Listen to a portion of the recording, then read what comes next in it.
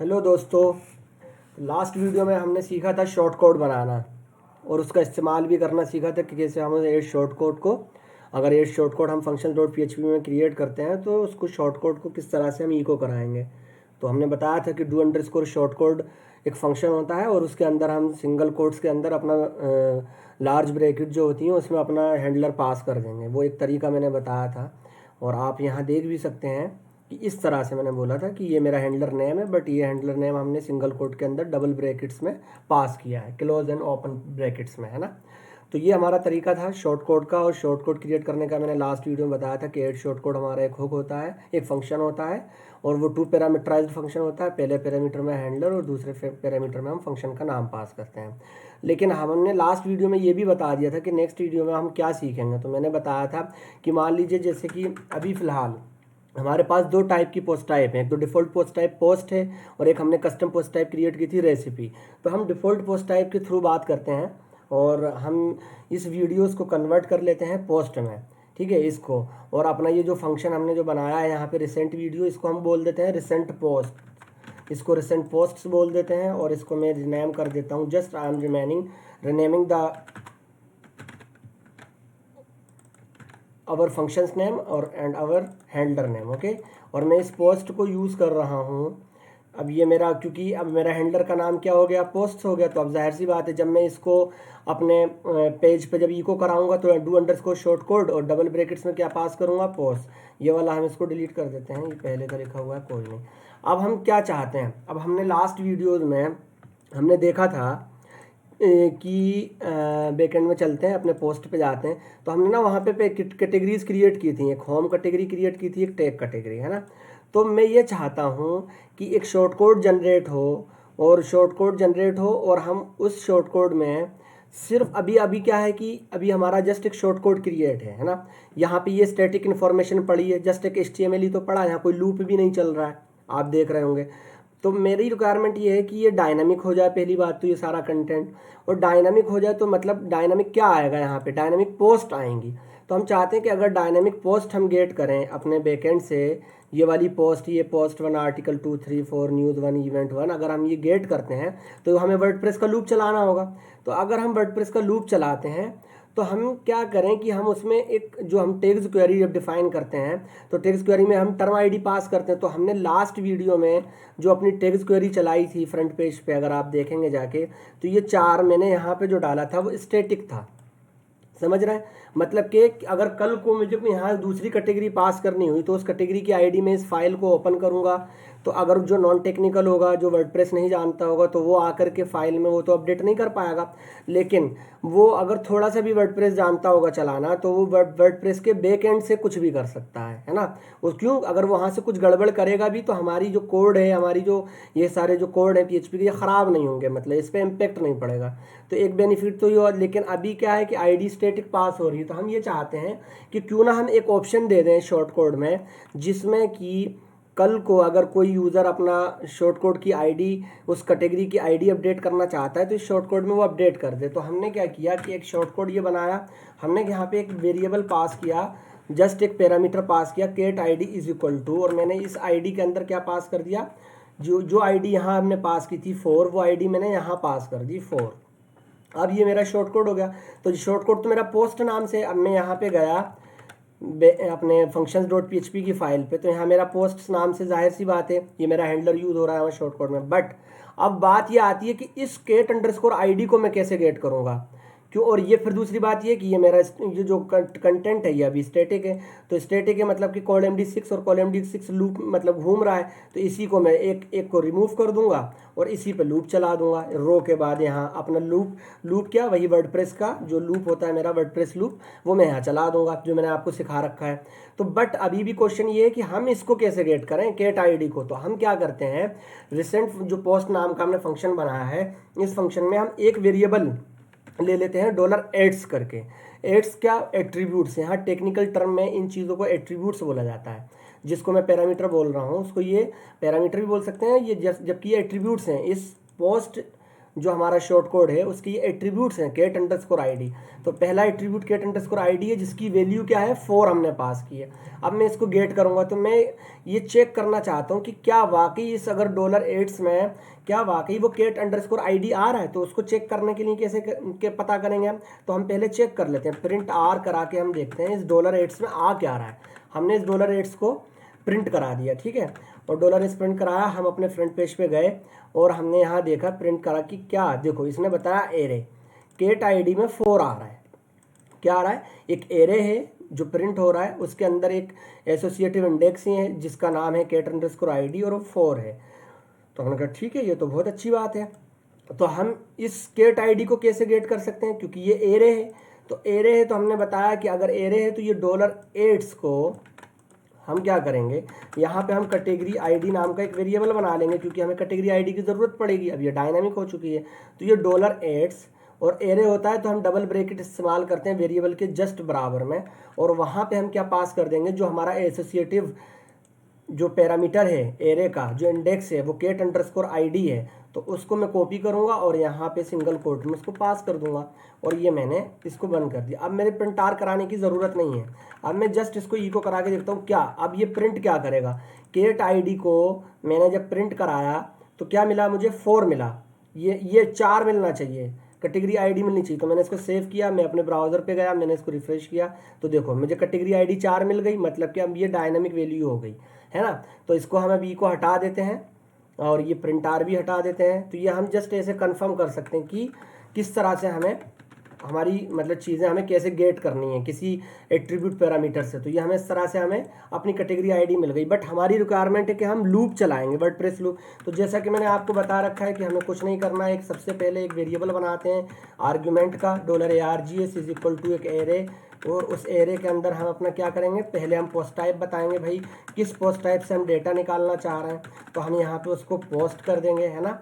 उसके बाद फिर नेक्स्ट पैरामीटर हमारा पोस्ट पर पेज, भाई ये बताओ कल को अगर उसमें तुम्हारे बैकएंड में 10,000 पोस्ट हैं तो 10 नहीं निकालोगे होम पेज पे। तो हमने बता दिया कि ज़्यादा नहीं, हमको सिर्फ 3 चाहिए, ठीक है। और हमने कॉमा लगाया। उसके बाद अब बात आती है कैटेगरी को दूसरे टर्म में मैंने क्या बोला था, टेक्सोनोमी बोला है। तो टेक्सोनोमी आईडी का यूज़ हम कहाँ करेंगे या कैटेगरी आईडी का यूज़ कहाँ करेंगे, वो करने का तरीका मैंने बताया था कि हम टैग्स क्वेरी चलाएंगे। तो टैग्स अंडरस्कोर क्वेरी, ठीक है। और उसके बाद हमने टैग्स अंडरस्कोर क्वेरी को मैंने क्या बताया कि एक एरे ले लेंगे मेन, और उस एरे के अंदर एक एरे और लेंगे जो सब एरे होगा, और उस एरे के अंदर क्या करेंगे, हम सारे पैरामीटर्स डिफाइन करेंगे। तो मैंने बताया था पहला पैरामीटर हमारा टेक्सोनोमी का नेम होता है। तो डिफ़ॉल्ट पोस्ट, अब हम पोस्ट टाइप डिफ़ॉल्ट ही यूज़ कर रहे हैं तो उसकी जो टेक्सोनोमी होगी वो भी डिफ़ॉल्ट होगी। और डिफ़ॉल्ट टेक्सोनोमी क्या होती है, कैटेगरी। ये इंटरव्यू में क्वेश्चन पूछा जाता है कि डिफ़ॉल्ट पोस्ट टाइप कौन कौन सी होती है, तो आप बता दोगे पोस्ट होती है, पेज होती है, मेन्यूज़ होती है, रिवीजन होती है, डिफ़ॉल्ट पोस्ट टाइप होती है। डिफ़ॉल्ट टेक्सोनोमी अगर आपसे कोई पूछता है तो आप क्या बोलेंगे, डिफ़ॉल्ट टेक्सोनोमी हमारी कैटेगरी होती है। और जो किससे एसोसिएट होती है, ये होती है हमारे इस पोस्ट से एसोसिएट। पोस्ट मतलब पोस्ट टाइप, ये पोस्ट हमारी पोस्ट टाइप ही तो है जिसका नाम क्या है, पोस्ट है ना। तो ये इससे एसोसिएट होती है, ठीक है। ये इंटरव्यूज़ के क्वेश्चन है जो इस तरह से 2-3 बनते हैं यहाँ से। फिर उसके बाद हमारा अगला पैरामीटर क्या होता है, फील्ड, कि हम फील्ड कौन सी यूज़ कर रहे हैं। हमने बता दिया कि हम फील्ड टर्म आईडी यूज़ करेंगे, और हमने बताया लास्ट वीडियो में कि हमें टर्म आईडी का ये बेनिफिट होता है कि वो हमेशा यूनिक रहेगी और डेटा हमारा एकदम कंसिस्टेंटली आएगा निकल के। अगर हम स्लग वगैरह यूज़ करते हैं तो कुछ चांसेस हो जाते हैं डेटा कंसिस्टेंसी में इनकंसिस्टेंट हो जाता है, तो इसलिए हम हमेशा टर्म आईडी ही यूज़ करेंगे। और अब हम बात करते हैं अब इस थर्ड पैरामीटर की, तो वो होता है हमारा टर्म्स। अब टर्म्स में हम क्या करेंगे, हम एरे भी पास कर सकते हैं और डायरेक्ट एक इंटीजर वैल्यू भी पास कर सकते हैं, ये आप पे डिपेंड करता है। तो अभी हमें ज़्यादा रिक्वायरमेंट है नहीं, तो हमारे पास मल्टीपल आईडीज़ है नहीं, सिर्फ सिंगल आईडी है जो कि हमने इस कैटेगरी आईडी वेरिएबल में स्टोर करा ली है। तो मैं जस्ट इसको कॉपी करूँगा और ये रिटर्न मुझे इंटीजर टाइप की वैल्यू करे, तो मैंने जस्ट इसको यहाँ पे पेस्ट कर दिया। मेरे टर्म्स में कैटेगरी आईडी आ गई, फील्ड में मेरा टर्म आईडी हो गया, है ना, और टेक्सोनोमी मेरी कैटेगरी हो गई। ये मेरा टेक्स्ट क्वेरी पूरा पैरामीटर लिख गया और ये मेरा आर्गुमेंट तैयार हो गया। अब इस आर्गुमेंट को हम कहाँ पास करते हैं, मैंने बताया कि क्वेरी पोस्ट एक फंक्शन होता है जिसके अंदर हम एक आर्गुमेंट वेरिएबल पास कर देते हैं, तो वो उसी के बिहाफ पे डेटा फेच करके देगा, फिल्टर करके देगा। क्यों, क्योंकि वो इसके सारे पैरामीटर्स को पढ़ेगा। अच्छा मुझे दिया क्या गया है, पोस्ट टाइप, पोस्ट दी गई है, अच्छा 3 ही डेटा देने हैं निकाल के, अच्छा टेक्स्ट क्वेरी के बिहाफ पे देने हैं, है ना। तो ये हमें डेटा रिटर्न करके देता है। तो क्वेरी पोस्ट मेरा एक डिफ़ॉल्ट वर्डप्रेस का एक फंक्शन होता है जिसके अंदर वो आर्ग्यूमेंट लेता है, और उसके बाद जब आ जाता है सारा डेटा तो जाहिर सी बात है उसको प्रिंट करने के लिए मुझे कोई एक लूप की ज़रूरत होगी। तो इन्होंने लूप चलाने से पहले हम उसको वेरीफाई करेंगे कि डेटा आया है कि नहीं आया है। अगर आया होगा तो वेल एंड गुड है, नहीं आया होगा तो वो उसके अंदर जाएगा ही नहीं, एरर प्रिंट नहीं होगी। तो हैव अंडरस्कोर पोस्ट एक कंडीशन है जो चेक कर रहा है क्या उसके अंदर पोस्ट है, मतलब क्वेरी पोस्ट के अंदर पोस्ट है, मतलब डेटा प्रिंट हुआ है, आया है निकल के। और उसके बाद द पोस्ट, ये इनका एक तरीका है, ठीक है। इसको हमने ये बंद किया और एंड वाइल को, फिर जब हम वाइल ओपन कर रहे हैं तो जाहिर सी बात है एक लूप जब स्टार्ट होता है तो बंद भी होता है ना। तो एंड वाइल को बंद कर दिया। अब क्या है कि मैं ये रिसेंट वीडियो 1 जो दे रहा हूँ इसको मैं क्या कर दूंगा, इसको, ये मेरा टाइटल है ऑब्वियसली, तो इसको मैं द टाइटल कर दूंगा पहली चीज़, है ना। और मैं इसको क्या करता हूँ H3 में कॉल करा लेता हूँ तो थोड़ा हमारा UI अच्छा सा दिखेगा, है ना। और उसके बाद पैराग्राफ है, तो इस पैराग्राफ को मैं क्या करता हूँ, इस कंटेंट को डमी को हटाता हूँ। और अब मैंने क्या बताया था लास्ट टाइम कि हम द कंटेंट के थ्रू अपना पोस्ट गेट कर लेते हैं, लेकिन मैंने आपको द अंडरस्कोर एक्सेप्ट भी बताया था। तो द कंटेंट और द एक्सेप्ट में फ़र्क ये है कि जब आप कहीं पर लिस्टिंग दिखा रहे हैं, जब आप लिस्टिंग दिखा रहे हैं, लिस्टिंग का मतलब समझ रहे हैं आप, यहाँ लूप आपने चलाया है और आपको 3 पोस्ट चाहिए तो ये एक तरह की लिस्टिंग ही हुई। तो मेरी समझ से यहाँ द कंटेंट की जगह अगर आप द एक्सेप्ट करते हैं ना तो ये आपके लिए ज़्यादा बेनिफिट रहेगा। ये कितना कंटेंट देगा, ये 2 से 3 लाइन का कंटेंट आपको देगा, ज़्यादा बड़ा कंटेंट आपको ये नहीं देगा। जब आपको डिटेल पेज किसी पोस्ट का बनाना हो तब आप वहाँ पे द अंडरस्कोर कंटेंट करें, तो ये आपके लिए बेनिफिट होगा और आपका UI भी अच्छा दिखेगा। तो ये H3 यहाँ बंद नहीं होना है, सॉरी, ये हमारा P हो गया, है ना। अब हम चलते हैं, अब हम अपने, देखो हमने क्या किया, अब अपने कोड पे अगर हम फ्रंट पेज पे गए, सिर्फ हमने इतना लिख रखा है ये कि डू शॉर्ट कोड पोस्ट्स और गेट ID क्या होनी चाहिए 4। अब हम अपने यहाँ आते हैं, हमने रिफ्रेश किया, देखो इसने एरर दिया क्वेरी पोस्ट, हाँ क्वेरी पोस्ट कोई फंक्शन नहीं होता, क्वेरी पोस्ट से होता है, जो कि मैंने यहाँ एस लिखना भूल गया हूँ। मैंने सेव किया, मैंने रिफ्रेश किया, query post 197 syntax error identifier, अच्छा ओके, ये मैंने ब्रेक यहाँ इसको क्लोज नहीं किया एरर को, इसलिए एरर आई। अब मैंने इसको रिफ्रेश किया, देखो ये आर्टिकल 3, आर्टिकल न्यूज़ और आर्टिकल, ये कॉलम D6 है। देखो अगर हमने अपना जो शॉर्ट कोड बनाया है तो उसमें देखो ये क्लास जो ली है जिसको हम लूप में कर रहे हैं कॉलम D6, इसीलिए वो टूट के आ रही है तीसरी पोस्ट नीचे। अगर हम इसको कॉलम D4 कर देते हैं तो ये अब आप देखेंगे कि एक ही रो में आ जाएंगे, ये देखना आ गए। देखो नीचे भी वही सेम प्रिंट हो रहा है। नीचे कहाँ से प्रिंट हो रहा है, नीचे हमने एक शॉर्ट कोड नहीं बनाया था, जस्ट एक क्या किया था हमने, आज जस्ट एक HTML लिखा था। तो देखो अब फर्क, अब आप एक चीज़ और यहाँ सीखने को मिलेगी आपको कि ये कोड आपने होम पेज पे लिखा, अगर आपको क्या कहते हैं इंटरनल पेजेस पे करना हो तो page.php में फिर से ये पूरा कोड आप लिखते, है ना। तो आउटपुट क्या आता, आउटपुट तो दोनों से सेम आ रहा है। अगर हम इसकी बात करें तो आउटपुट तो देखो ऊपर का और नीचे का मोस्टली सेम ही है, क्यों, क्योंकि बस इसमें मेटा क्वेरी यूज़ नहीं हो रही है, यहाँ पे मेटा क्वेरी यूज़ हो रही है, बस इतना फ़र्क है। लेकिन आप यहाँ ये देखिए, आपने functions.php में एक शॉर्ट कोड जनरेट कर लिया। अब इसी शॉर्ट कोड को आप यूज़ करेंगे तो सिर्फ एक लाइन का इस्तेमाल करके आप इंटरनल पेजेस में जो आपकी page.php जो डिफ़ॉल्ट फाइल है वहाँ भी यूज़ कर सकते हो। मतलब ये कि आपको बार बार ये इतना बड़ा बड़ा कोड नहीं लिखना होगा। तो आपका कोड ऑप्टिमाइज हुआ कि नहीं हुआ। तो शॉर्ट कोड बनाने का ये फ़ायदा है कि कल को अगर मान लो मोर देन 1 पेजेस पे मुझे शॉर्ट कोड यूज़ करना है तो और सेम चीज़ यूज़ करनी है तो बार बार हम कोड क्या करेंगे, नहीं लिखेंगे। मतलब जिस तरह से हमने यहाँ पे ये लिखा है, इस जहाँ पे जो शॉर्ट कोड ये अपना बनाया था, तो हम अगर शॉर्ट कोड बना के पहले से रखते हैं और अगर हमें कहीं ज़रूरत पड़ती है तो हम उसको उस हिसाब से इस्तेमाल कर लेंगे।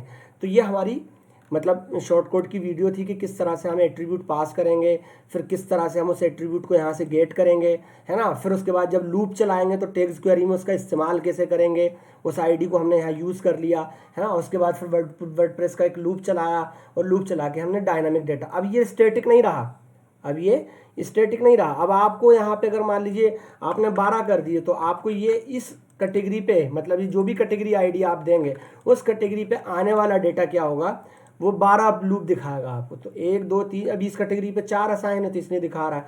अच्छा, अब हम चाहते हैं कि नहीं यार मुझे कैटेगरी आईडी चेंज करनी है, तो देखो अब हम क्या करते हैं, कैटेगरीज में जाते हैं। कैटेगरीज में हमने एक और यूज़ कर रखी है टेक, जिसपे एक ही काउंट है, मतलब कि एक पोस्ट असाइन है।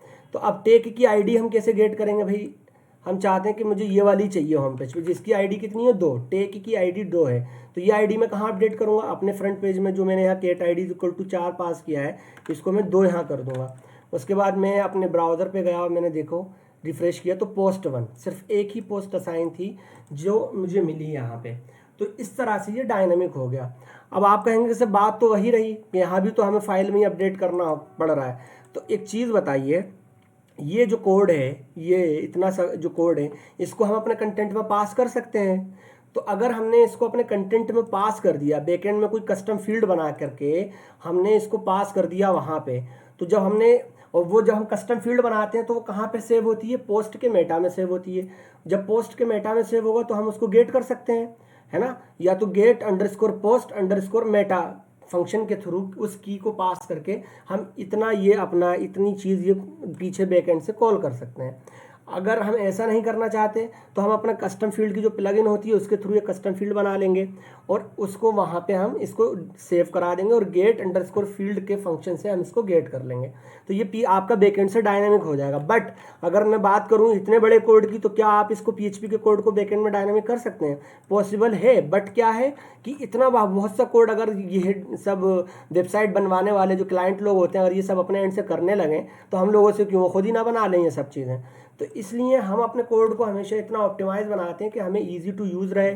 कल को क्लाइंट बोलता है कि सडनली कि मुझे उस वाले पेज पे भी ये सेम फंक्शनैलिटी चाहिए, तो हम उसको बोलेंगे ठीक है हम बना देंगे, टाइम लगेगा बट हमें तो कुछ करना ही नहीं ना, हमें तो एक लाइन उठा के डाल देनी है, काम खत्म। और उसको बोल देंगे कि भैया हमने 4 घंटे में इसको काम करके कंप्लीट किया है। कौन देखने आ रहा है, क्योंकि वो तो टेक्निकल है नहीं, हम टेक्निकल हैं, कोड तो हमने ऑप्टिमाइज़ किया है। तो इसका आप बेनिफिट और यूज़ भी समझ गए होंगे कि क्या किस तरह से हम अपने कोड को बार बार ना लिख के एक ही बार में यूज़ कर सकते हैं और कैसे हम डायनामिक वेरिएबल्स पास कर सकते हैं, पैरामीटर्स पास कर सकते हैं, अपने लूप्स के थ्रू चीज़ों को फेच कर सकते हैं। तो ये सारा था, आई होप आपके समझ में आया होगा। अब मिलते हैं नेक्स्ट वीडियो में नए कंटेंट के साथ। और अभी तक के लिए आपने जितनी भी वीडियोस देखी हैं तो प्लीज़ आप सपोर्ट करिए, मेरी वीडियोस को लाइक भी करिए, शेयर भी करिए और सब्सक्राइब भी कर लीजिए मेरा चैनल। और अच्छे अच्छे कंटेंट आपके वर्डप्रेस के लिए आते रहेंगे।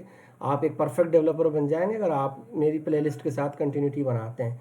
ओके, थैंक यू, बाय, मिलते हैं नेक्स्ट वीडियो में।